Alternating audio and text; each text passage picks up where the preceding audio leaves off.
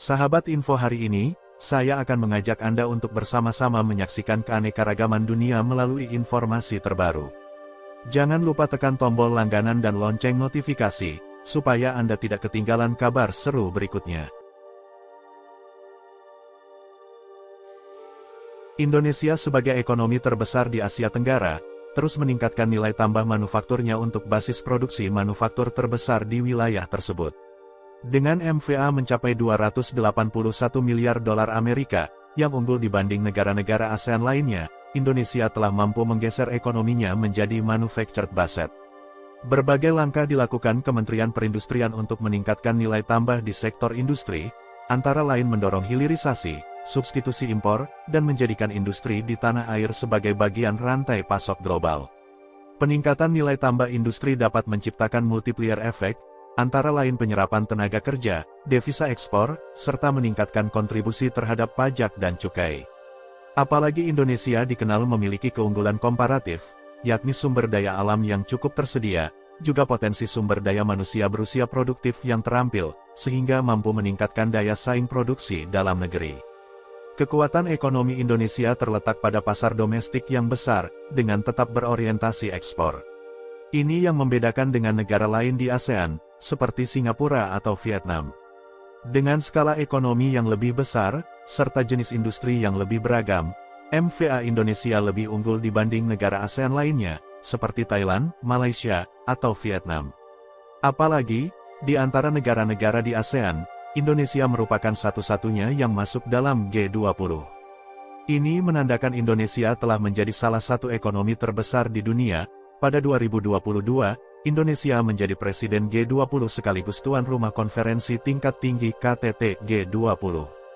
Dalam presidensi G20 tahun 2022, isu prioritas bidang industri yang diangkat adalah akselerasi industri 4.0 untuk industrialisasi yang inklusif dan berkelanjutan. Hal ini untuk mendukung pemulihan ekonomi global akibat pandemi, hilirisasi dan penguatan rantai pasok. Ketersediaan bahan baku yang melimpah merupakan comparative advantage bagi industri tanah air. Selain itu juga didukung dengan kemudahan iklim berusaha pemerintah melalui UU 11/2020 tentang Cipta Kerja.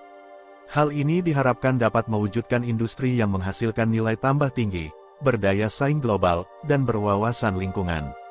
Kolaborasi kekayaan alam dan keunggulan SDM dapat dilihat dari beberapa sektor yang memiliki kinerja menonjol, misalnya industri pengolahan kayu dan furniture. Secara keseluruhan, perkembangan permintaan global produk industri furniture dan woodworking sangat menjanjikan. Ekspor produk furniture di tahun 2020 mengalami peningkatan 7,6% dari tahun 2019.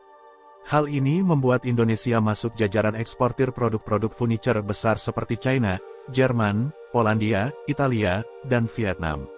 Adapun negara-negara tujuan ekspor terbesar furniture Indonesia tahun 2020 adalah Amerika Serikat, Jepang, Belanda, Belgia, dan Jerman. Untuk terus menjaga investasi pada sektor furniture, pemerintah memberikan fasilitas kemudahan iklim berusaha, terutama antisipasi penyediaan faktor-faktor produksi utama yaitu bahan baku, modal, dan tenaga kerja. Selanjutnya, fasilitas kemudahan iklim berusaha terutama antisipasi penyediaan faktor-faktor produksi utama yaitu bahan baku, modal, dan tenaga kerja. Di sektor otomotif, Indonesia memiliki target sebagai ekspor hub kendaraan bermotor, baik untuk kendaraan berbasis bahan bakar minyak maupun kendaraan listrik electrical vehicle atau EV. Saat ini sudah ada peta jalan pengembangan kendaraan listrik yang meliputi rencana pengembangan industri komponen utama EV berupa baterai, motor listrik dan inverter. Permintaan EV di dunia diperkirakan terus meningkat.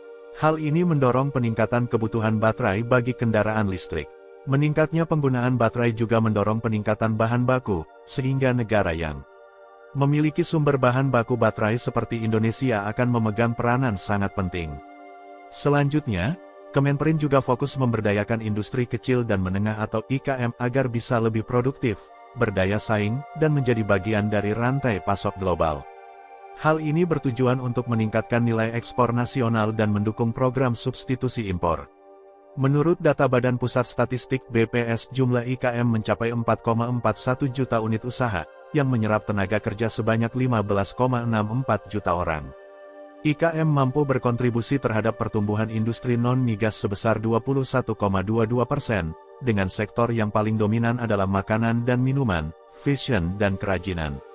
Beberapa program yang dijalankan Kemenperin sebagai fasilitas IKM meliputi pengembangan ekosistem rantai pasok seperti link and match serta kemitraan dengan industri besar dan BUMN.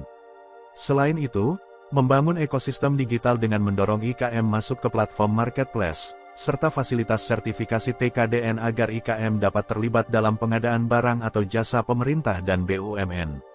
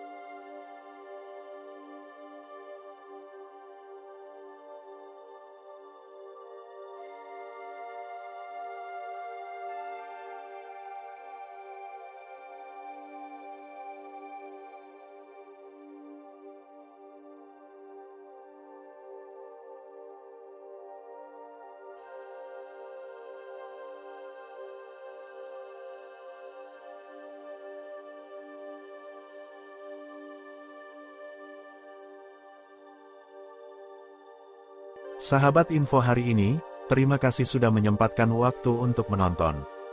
Jangan lupa tinggalkan komentar di bawah, kami ingin mendengar pendapat Anda. Sampai jumpa di video berikutnya.